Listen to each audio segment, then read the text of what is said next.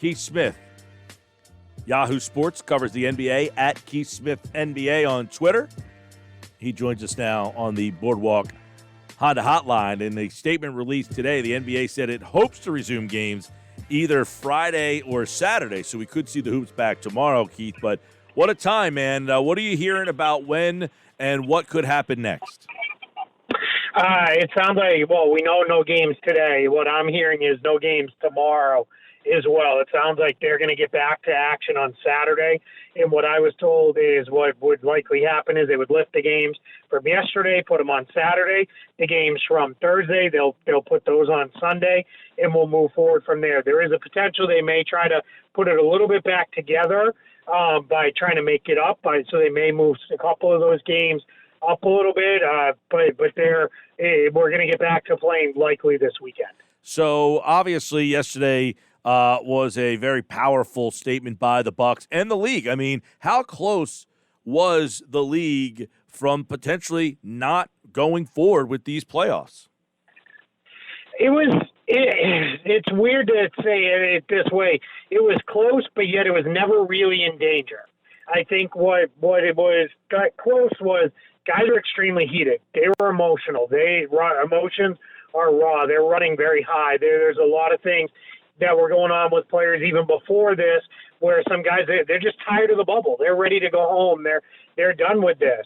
That's factoring into that. So you've got to the point here where you've got a lot of things going on, and guys are just struggling with it. So ultimately, what you're looking at here was you had some players who were absolutely ready to pack it in and call it a season and say, we're done, I'm finished with this. But you had more players who were, no, hey, we made sacrifices to come here. We're going to finish this thing out. And there were a lot of players who said, I think our voices are better served here. They're more amplified here when we're on TV at least every other day, if not every day. And if we go home, what are we going to do? Jaylen Brown of the Boston Celtics said to the room, if you go home, are you going to then get in the trenches? Are you going to go to protests? Are you going to be involved as an activist? Because if you're not, you might as well stay here and play, and then at least you have the platform to speak here from Orlando. Well, that's interesting you bring that up, because heading into the bubble, the one big storyline was they can use this platform to help preach change, which obviously needs to happen. So do you expect a bigger statement on the court besides maybe the last names and Black Lives Matter on the court? So when things do resume over the weekend, do you expect that there's going to be like a real big, huge change to the message? I don't know that you're going to see anything on the court, but what I think you're going to see is pregame, postgame, the media scrums on the practice days. I think you're going to see a much stronger emphasis from the players on the social matters and causes that matter to them. I think you're going to hear them be very actively engaged and involved in that. One of the things that some of the players have told us is, I understand you need to ask me questions to do your job, like what happened with your rebounding there in the third quarter. Looked like you kind of fell apart on the glass. They very much get that, but they also want to be given time and opportunity to talk about things that matter to them and to push for change. I think there's also the potential they're going to be looking. I think that's part of what these meetings with the owners are this evening and probably into tomorrow. I think they want to be able to ask for maybe some TV time and things like that to say, hey, pregame and postgame, do we need to really break these games down the way we are? Or can we be given time for players to really, get into things that matter to them? And I think that's something that they might be looking for some help with. How much impact is LeBron James having with where this all stands and how it got here? Huge. I mean, let's go back months ago when Patrick Beverley said, if LeBron's hooping, we're all hooping. That's Patrick Beverley's a guy who's competing directly with him for a championship, has gone at him several years in a row on the court, and yet he's basically saying, how LeBron goes, we all go. And that's the power he has within the NBA right now. And that's why when he got so upset last night that he left and said, you know what, we're done. I'm out. We're leaving. We're not going to play. And his team and then the Clippers followed him. That's why it was so powerful, because that really did matter. So what you're seeing now is LeBron came back today. Sounds like, maybe the benefit of a little bit of time off, some time to rest and, relax and sit back. He was able to come back and say, all right, here's what we want to do instead. Here's how we can make the most of this. Let's finish out this season. And that's clearly very, very powerful. I don't want to look too far ahead, but something you mentioned when it came to the bubble and players being tired, and we heard that story about Paul George, and he came out with the anxiety and things of that nature. I know the NBA has talked about maybe next season having to be in a bubble as well. And like I said, I know what's happening right now is way more important than looking into next season, but you hear that about the players now. You wonder, can they even do something for next season in a bubble environment if the players are already tired with it and they know that there's way bigger issues out there? Yeah, it's a good point. I think the difference that's being made, what they're talking about doing right now, is if they're in any kind of bubble next year, it'll be basically 2 weeks at a time. They'll go to the bubble for 2 weeks. They'll play games, a whole bunch of games in those 2 weeks. Maybe as many as 7, 8 games in 14 days, and then they'll all go back home for a week or two, and then they'll kind of rinse repeat. And that while that'll wear on players, I think it's that ability to get out of there, go back home, and see their loved ones. I had a player tell me, I miss my family. He had to leave his family in late June. He had to report back to his home market to do everything before they got going. That's when he had to leave. And then they got to Florida in early July. So now we're approaching 2 months for these guys that a lot of them have been away from their loved ones. I had another player tell me, he's not married, doesn't have kids, but he misses his dog. Another guy said, I don't have any of that, but I miss my bed. I miss my house. Those are very real things, and that's really hard, for these players. And, I know it's easy to say, poor millionaires, but they're not exempt from these things. You miss your loved ones.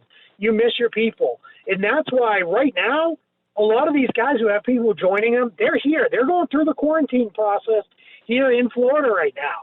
And they are about to join them. And one guy said, that's what's keeping me going. I know I'm going to see my people here in the next couple of days. And that is something that, I think we really need to, realize is when players they're already on the edge from that, anything like the Jacob Blake situation in that, horrible shooting comes up, it becomes that much harder and drains them that much more.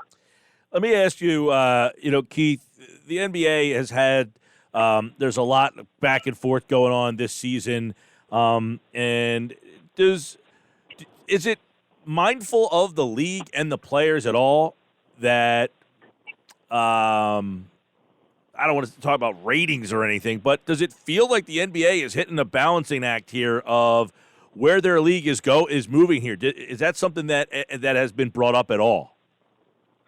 It has been, but it's not a major concern. One of the things that I'll tell you that the NBA is disappointed about whenever anybody talks about the rating story is folks like to, paint it in the picture to tell whatever narrative they're trying to get across. And one of the things that I was told is, are our ratings down for games that were played on a Tuesday at 1 o'clock in the afternoon? Sure, because there's nothing to compare that to. If you want to lump those in with all the rest of the things from prior years, right, it just doesn't work that way. The other thing that the NBA will tell you is a lot more people are streaming games now than ever were before, than were ever watching on TV before. So they don't believe it's quite the problem that it was. And I've had many players say to me, whether they know it for a fact or this is their belief, is I don't care about a bunch of people screaming and yelling, I'm not watching anymore, because there's a pretty good chance those people weren't watching before anyway. Right. Okay. And I'm glad you said that because, one of the conversations is, okay, I've had a lot of people, look, I'm 43. I've had a lot of people who are typically on the older side of me. I'm never watching the NBA. The hell with the NBA. I'm not watching the NBA anymore. And then hockey decided to postpone today. I'm wondering if those same people are going to turn their back on hockey too. I think that will be a very interesting story. Yeah, I agree with you. We saw some of that with the Major League Baseball teams that decided not to play yesterday. I saw a lot of that on Twitter of, that's it, I'm done. I'll never watch, you again. And my thing is, I think, unfortunately, especially on the internet, a lot of people just like being mad. That's all it is. It's anonymous. A bunch of keyboard cowboys who want to fire off whatever they want to say and be internet tough guys. And when it comes down to it, they either weren't watching before anyway, or I guarantee you they're still going to be watching when the games are played. We'll look forward to when they're back, and when they are, we will do our best to put them into perspective with Keith Smith, who does a great job. Yahoo Sports covers the NBA at Keith Smith NBA. I'd be remiss. I mean, we were looking forward to talking to you with this Sixers-Celtics series in the books, and since then, I mean, Brett Brown has been fired. That series was a sweep. What is next in your mind for the Sixers? I mean, Brett Brown is out, fair or unfair. I think most people realize if they got swept in the first round, it was going to be time. They can't really fix this roster all that much. Elton Brand comes out and says, look, we had a collaborative front office. That didn't work. Now the buck stops with me. How intriguing is what's next for them? Well, I think the Elton Brand part where he's, to kind of saying it's, it's on me. I think that is important because a collaborative front office, that's not a thing. Every front office has a decision maker. Every front office has somebody who, I'm the guy, I make the decision. So I don't exactly know what, is meant by that.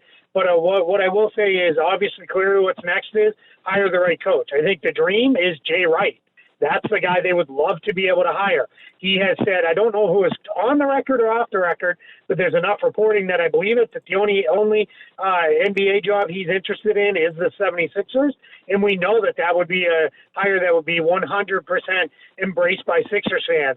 I just don't know that he's ready to leave the winning machine he's built in Villanova. Beyond that, they got to get a coach in there that the players are gonna buy into. I don't know that it's got to be a player's coach, but it's got to be somebody that they're going to listen to what the coach says, and they're going to move on, with that message and follow that. And then Brand needs to do whatever he can to fix and build the roster up however he, sees the best way to do that. We talk about how flawed this roster is all the time. Do you think coaches look at this organization and this current team and they think, this is intriguing? Yeah, I think so. Just because of the presence of Ben Simmons and Joel Embiid, coaches are just as much as players. Coaches are arrogant and vain and believe Joel Embiid's never gotten in good shape. I'll be the guy who gets him in good shape. I'll be the one who does that. I'll get him going. Coaches will say, I believe I can rebuild Ben Simmons' jump shot. I can get him to start taking jumpers and those kind of things. And those are the things that's tough. So I think there is still intrigue, but I think, some of the coaches are a little more cautious and are going to look at it and say, there's some problems there. I don't know. Can I win right away? What is the pressure to win right away? How much more roster change are you going to make? And those kind of things. And that's something that, is clearly important. And those are the questions Philadelphia will be asked, from the coaches beyond just asking the coaches, what are your plans? Keith Smith in that series, obviously, against the Celtics, no Ben Simmons. Keith Smith, no Ben Simmons. So obviously they were a little shorthanded, but you saw how far they were in that situation. So I'll ask you this.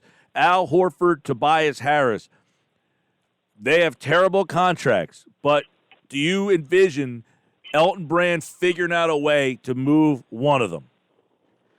I think he's going to try. I think he's going to try really, really hard to get at least one of those guys moved. I just don't know that he's going to be able to do it. I think the challenge is they're going to have to add something to that. I know people it's in my mentions just about, probably 5-10 times a day of, Al Horford in a pick for Buddy Hield.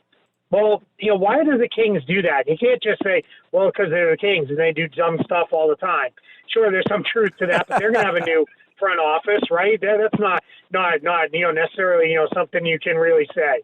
So I think what you're looking at there is that's not something. I think if you really want to move on, you're going to have to get it to you're going to have to probably include Matisse Thybulle in one of those deals if you want to move that, or you're going to have to take back equally as bad money to do so. And that's a real challenge. That's just not something that I know that Philly really wants to do, because at that point it starts feeling an awful lot like you're shuffling deck chairs around on the Titanic. All right. Well, we'll see when basketball returns. We'll of course be keeping our eye on that. He's at Keith Smith NBA, and he, like August, appeared via the Boardwalk Honda Hotline. Keith, always a pleasure, man. Absolutely. Thank you for having me. You all stay safe.